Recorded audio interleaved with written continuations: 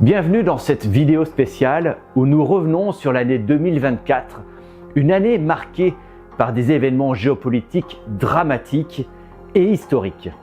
Entre moments de résilience et conflits dévastateurs, nous avons sélectionné 5 événements clés qui ont marqué notre monde cette année.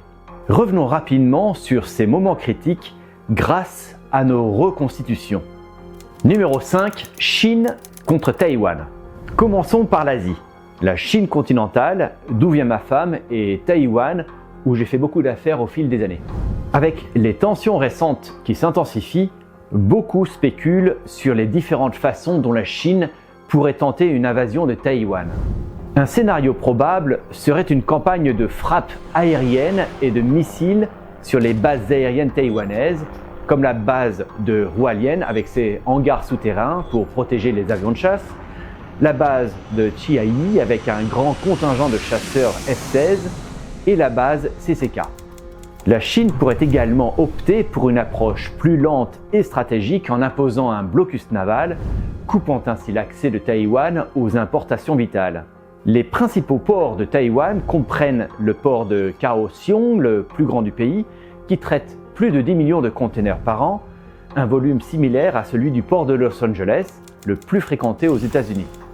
Le scénario le plus complexe serait une invasion amphibie de grande envergure, nécessitant le débarquement de dizaines de milliers de soldats le long des côtes accidentées de Taïwan. Numéro 4, la guerre en Ukraine. En tant que citoyen franco-allemand vivant en Allemagne, cette guerre me touche particulièrement, se déroulant à seulement 2 heures de chez moi. Depuis le début de 2024, l'Ukraine s'est concentrée sur l'infrastructure pétrolière de la Russie. L'une des premières cibles majeures a été la raffinerie de Kuibychev à Samara, qui traite plus de 12 millions de tonnes de pétrole par an. Cette raffinerie est cruciale pour l'armée russe, surtout près des lignes de front en Ukraine. En mai 2024, les drones ukrainiens ont frappé d'autres raffineries importantes à Krasnodar, puis à Rayoslav, Volgograd et Orel. Ensemble, ces attaques ont mis hors service environ 12% de la capacité de raffinage de pétrole de la Russie. Le 20 novembre, pour la première fois, l'Ukraine a frappé en profondeur le territoire russe en utilisant de puissants missiles longue portée fournis par les États-Unis. Cela marque un tournant dans la guerre et élève les enjeux pour toutes les parties impliquées. Le 21 novembre, un missile lancé depuis la Russie, une arme si puissante qu'elle pourrait raser des villes entières en quelques minutes. Le RS-26 Rubez n'est pas un missile ordinaire. Il peut transporter jusqu'à 4 ogives nucléaires, chacune ayant une puissance de 300 kilotonnes, soit 20 fois la puissance de la bombe d'Hiroshima. 3. Iran contre Israël. Tant de choses se sont passées au Moyen-Orient cette année. Concentrons-nous d'abord sur 2 acteurs clés, l'Iran et Israël, où les tensions ont atteint des sommets sans précédent. Le 27 septembre, 8 avions israéliens F-15I ont lancé une frappe aérienne visant le secrétaire général du Hezbollah, Nasrallah, dans le sud de Beyrouth. Les avions de la 69e escadrille israélienne ont probablement largué jusqu'à 12 bombes Blue 109 lors de la première frappe, suivies de 5 autres lors d'une deuxième vague. Ces bombes de 900 kg sont conçues pour pénétrer des structures renforcées avant d'exploser, tandis que Hassan Nasrallah et d'autres hauts responsables du Hezbollah se trouvaient dans un bunker à plus de 18 mètres sous terre. 4 bâtiments ont été réduits en poussière et 2 autres ont été gravement endommagés. La frappe a laissé une zone jonchée de débris plus grande qu'un terrain de football. Le 1er octobre, les tensions se sont intensifiées lorsque l'Iran a lancé une attaque massive contre Israël, tirant 200 missiles balistiques. Les 2 nations, séparées par environ 1600 km, sont désormais plongées dans une confrontation intense. En réponse, le Premier ministre israélien Benjamin Netanyahu a promis une forte riposte, alimentant les craintes d'un conflit accru au Moyen-Orient. Numéro 2, la chute d'Assad. Un autre tournant majeur au Moyen-Orient a été la chute d'Assad en 2024, marquant un changement radical pour la région. En décembre 2024, les forces d'opposition syriennes ont lancé une offensive décisive, capturant des villes majeures dont Alep, Homs et Latakia. Leur avancée rapide a conduit à la chute de Damas le 8 décembre, provoquant l'effondrement du régime d'Assad. Face à une défaite imminente, Le président Bachar al-Assad a fui en Russie, marquant la fin de son règne et l'établissement d'un gouvernement de transition par l'opposition. C'est un revers majeur pour l'Iran et la Russie, liés de longue date d'Assad. La présence militaire russe se réduira et des bases clés comme la base aérienne de Khmeim et la base navale de Tartous pourraient être démantelées, compromettant la capacité de la Russie à projeter sa puissance au Moyen-Orient et en Afrique. Pour l'Iran, la perte de la Syrie signifie perdre son accès à la Méditerranée et une route essentielle pour approvisionner le Hezbollah au Liban, affaiblissant ainsi son influence régionale et ses ambitions de puissance. Numéro 1. Trump survit et triomphe.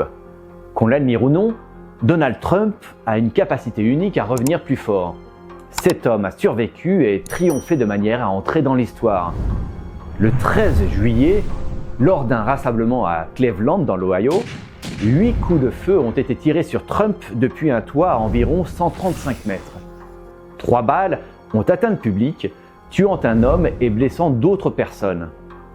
Une balle a effleuré son oreille, un mouvement miraculeux lui a sauvé la vie. Si la balle était arrivée une fraction de seconde plus tôt, elle aurait atteint sa tête, le tuant instantanément. L'image de Trump, en sang mais imperturbable, le poing levé en criant l'iconique « Fight, fight, fight » restera gravé dans l'histoire. Que l'on partage ou non ses opinions politiques, ce moment reste inoubliable.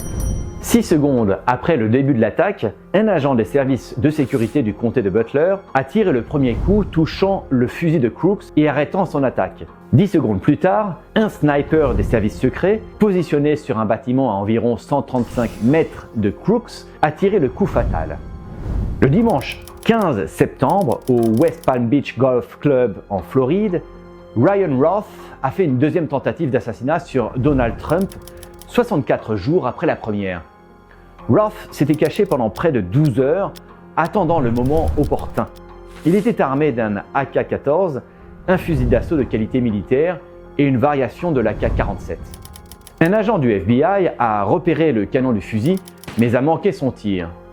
Roth a pris la fuite, laissant derrière lui son arme, des sacs et une caméra GoPro. Il a ensuite été arrêté. Malgré la violence et une campagne brutale, Donald Trump a été réélu en 2024. Sa survie à 2 tentatives d'assassinat est devenue un symbole de résilience pour ses partisans, marquant l'une des élections les plus dramatiques de l'histoire des États-Unis. Alors que nous tournons la page de 2024, je tiens à remercier chacun d'entre vous pour votre incroyable soutien. Vos commentaires, suggestions et engagements m'inspirent à continuer de proposer des reconstitutions réfléchies et détaillées des grands événements mondiaux. Je viens de créer un compte Buy Me a Coffee. Soyez donc le premier à m'offrir un café et à soutenir la création de contenus encore plus étonnants. Le lien se trouve dans la description de cette vidéo. Je vous retrouve en 2025 avec de nouvelles vidéos et des analyses approfondies sur des sujets qui comptent. D'ici là, prenez soin de vous et comme toujours, merci et à bientôt.